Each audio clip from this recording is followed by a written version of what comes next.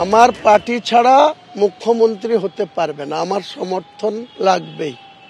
আমি এইরকম অবস্থায় আছি, ধীরে ধীরে সেটা প্রমাণ করে ছাড়ব, প্রচারেও করে রাখবো, নির্বাচনী কমিটিতেও সেটা দেখাবো। আর যাদের ক্যান্ডিডেট করব সেই ক্যান্ডিডেটের তালিকা দেখলে আপনারা বুঝতে পারবেন। হুঙ্কার কাউকে আমি দিই না, আমি করে দেখানোর লোক, করে দেখাবো। আমাকে তো 6 তারিখে বাবরি মসজিদ যাতে ভিত্তি স্থাপন না করতে পারি ডাইরেক্ট ডেকে হুমকি দিয়েছিল, নিষেধ করেছিল। তারপরে আবার 22 তারিখ আসতে দিন না, 50,000 বলেছিলাম, 1 লাখ লোককে জমায়েত করে এদের ডাঙ্গা বাজিয়ে দেবো। কৃষাণু, হুমায়ুন কবির বলছেন আমি হুঙ্কার কাউকে দিন, আমি করে দেখানোর লোক। 5 মাস আগে তিনি যে কথা বলেছিলেন যে আমি জিতে আসবো এবং আমার সঙ্গী সাথীরাও জিতবে, তারপর দর কষাকষি করব। এখন তো বাবরি মসজিদের শিলান্যাসের পর চ্যালেঞ্জ ছুড়ে দিলেন তিনি, যে সরাসরি একেবারে চ্যালেঞ্জ ছুড়ে দিয়ে বলছেন যে আমার পার্টি ছাড়া কেউ মুখ্যমন্ত্রী হতেই পারবেন না। এরকম তো এই চিত্রনাট্যটা নতুন নয়, তো এ তো অনেক পুরনো চিত্রনাট্য। 2021-এ আমরা এইরকমই দেখেছিলাম ভোটের আগে, এরকমই একজন ভাই ঘুরে বেড়াতেন। যদি আপনাদের জানাই ছিল, মানে চিত্রনাট্য বলছেন বলে বলছি, তাহলে আগে ব্যবস্থা নেননি কেন, এতটা সময় দিলেন কেন? আমরা তো ব্যবস্থা নিয়েছি বলেই তো উনি বলতে পারছেন না, তাহলে নাটকটা মঞ্চস্থ করতে দিলেন। এক সেকেন্ড, এখন বিষয়টা কি, কারা এই যে নাটকটা মঞ্চস্থ দিলেন, এই যে মসজিদ, এই মসজিদের উচ্ছ্বাস কারা প্রকাশ করছে? যারা বাবরি মসজিদ অযোধ্যাতে ভাঙার উচ্ছ্বাস প্রকাশ করছিল, তারাই এখানে বাবরি মসজিদ বানানোর উচ্ছ্বাস প্রকাশ করছে। দেখুন নামগুলো মনে পড়ে, আফজাল চাঁদ। এই আফজাল চাঁদ কত কি বলছেন, বিজেপির 2009 প্রার্থী। এই যে সমালোচনার সুরটা এখন আপনাদের গলায় শোনা যাচ্ছে না, আমি এই কারণেই বলছি, প্রশ্নটা তো এখানেই উঠছে যে তাহলে আপনারা আগে ব্যবস্থা নেননি কেন, আগে কেন মনে হয়নি যেটা পুরো চিত্রনাট্য? হুমায়ুন কবির তো ধারাবাহিকভাবে এই কথা বলে আসছে, তখন শুধু সতর্ক করেছে। ব্যবস্থা নেবে সেটা দলের প্রেরোগেটিভ, দল ব্যবস্থা নিয়েছে, দল উনাকে শেষ মোমেন্ট অবধি সুযোগ দিয়েছিল উনার রাজনৈতিক কর্মকাণ্ডকে মানে ঠিক পথে চালিত করতে, উনি করতে পারেননি। উনি যদি উস্কানি দেন, উনি যদি ধর্মের রাজনীতি করেন, তৃণমূল যা ব্যবস্থা নেওয়ার নিয়েছেন। কিন্তু উচ্ছ্বাস কারা প্রকাশ করছেন? যেই সব টিভি চ্যানেল মুখ্যমন্ত্রীর বক্তব্য লাইভ সম্প্রচারণ করে না, অভিষেক বন্দ্যোপাধ্যায়ের বক্তব্য বা কর্মসূচি যারা দেখায় না, তারা অযোধ্যার রাম মন্দির দেখাচ্ছে আর এখানকার বাবরি মসজিদ দেখাচ্ছে। তো সুতরাং এর তার দায়িত্ব আমাদের নয়। আপনি এখানে এসে যখন বলবেন একটা প্রসঙ্গ বলতে হবে যে তৃণমূল কি করছে, তৃণমূলের প্রসঙ্গে কথাটা বলতে পারি। শুনুন কৃষাণুদা, আপনি বলছেন যে হুমায়ুন কবির চিত্রনাট্য, কোনটা যে চিত্রনাট্য কোনটা বাস্তব কেন বোঝা যাচ্ছে না জানেন? কারণ হুমায়ুন কবির, না শুনুন না, হুমায়ুন কবির নিজে বলছেন যে পুলিশ সহযোগিতা করেছে, এত লোকের ভিড়, 5 লাখ লোক এসেছে, সহযোগিতা ছাড়া ভালো অনুষ্ঠান হবে তো দায়িত্ব প্রশাসনের। আজকে কোর্টেরও নির্দেশ আছে, গীতা পাঠেও পুলিশের সহযোগিতা থাকবে, তো নিরপেক্ষ প্রশাসনের সহযোগিতা থাকবে। যে যা করুক, আইন বহির্ভূত কাজ করলে প্রশাসন ব্যবস্থা নেবে। আর কি হলো, এখন তো এসআইআর, হাকিমপুর কিছু নেই তো, এখন তো হাকিমপুরের চিত্র কেউ দেখাতে পারছে না।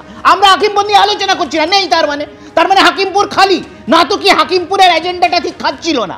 এখন ওই জন্য হুমায়ুন কবির, এসআইআরও ঠিকছে না, ঠিক যেভাবে সিএ এনআরসি টেক না সত্যি এই সমস্ত কথাগুলো বললে কৃষাণুদার একটু অস্বস্তি হয় বই কি? একটা কথা বলুন কৃষাণুদা, যে এই সময়টাই কেন তৃণমূল বেছে নিল? যদি সবটাই তৃণমূলের জানা থাকে, সাসপেনশন করতে তৃণমূল এখন এই সময়টাকে কেন বাঁচলো? পরে অবশ্যই উনি মানাটা শোনেননি, দলের নির্দেশ উনি মানেননি, তাই জন্য দল সাসপেন্ড করেছেন। উনাকে বারবার এর আগে উনি অনেক কাজ করেছেন যেটা দল সমর্থন করেনি। এখন হুমায়ুন কবির এখন মানেননি, কিন্তু 5 মাস আগে কি মেনেছিলেন? ইতিহাস কিভাবে ঘুরে ফিরে আসে এবার আপনাদের দেখাবো। 5 মাস আগে হুমায়ুন কবির বলেছিলেন ভোটে জিতে আসলে দর কষাকষি করব মমতা বন্দ্যোপাধ্যায়ের সঙ্গে। কি বলেছিলেন আমাদের প্রতিনিধিকে দেখুন। আমি যদি এটা করতে বাধ্য হই, তারপরে যতগুলা সিটে কন্টেস্ট করে আমি তো জিতে আসবই, আমার সহকর্মী কজন জিতে আসবে তারা কেউ অন্য কিছু চিন্তা ভাবনা করব না।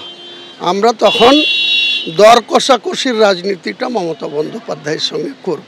যদি 50টা সিটে লড়াই করি, মিনিমাম 15 থেকে 25টা সিট জিতে আসব নতুন দল করে। হ্যাঁ, আপনার নেতৃত্বে নতুন দল করে 15টা সিট জিতবেন। হ্যাঁ, 50টা সিটে লড়লে 15 মিনিমাম 25ও হতে পারে। তখন দেখবেন মমতা ব্যানার্জির কাছে আমাদের গুরুত্ব প্রচুর বেড়ে যাবে।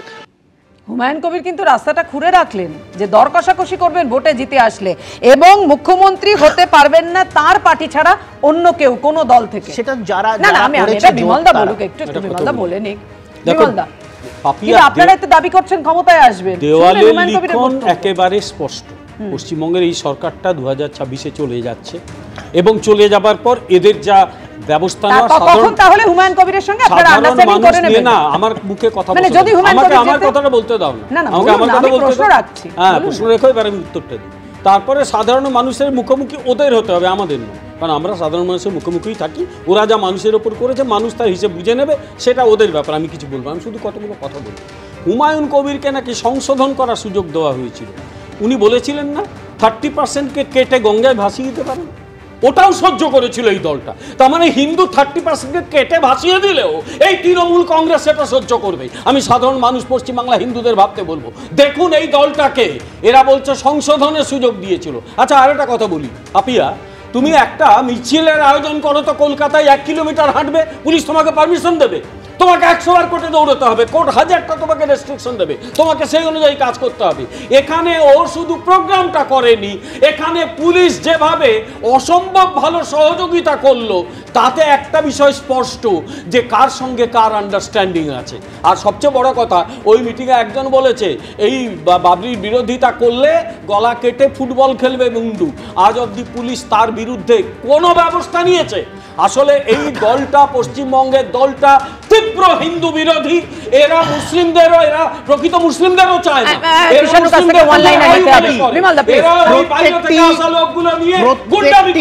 হিন্দু অধ্যুষিত কনস্টিটিউয়েন্সিতে তৃণমূল জিতেছে, 2021-এও জিতেছে, 24-এ আরো প্রকটভাবে হয়ে গেছে।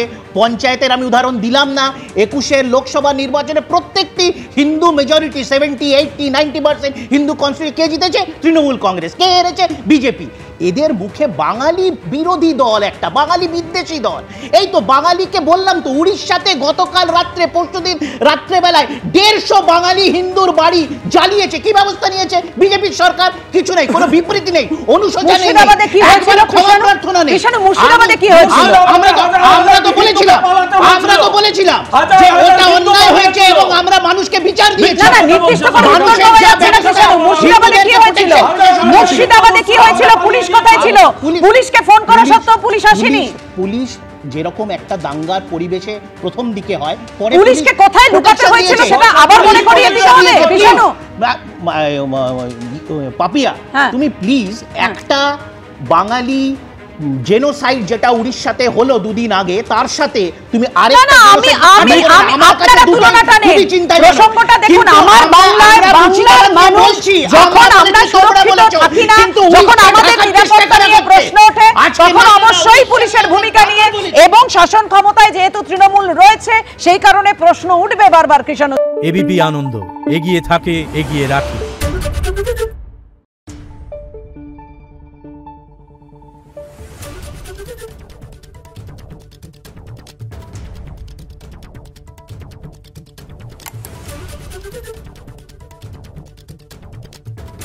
Thank you.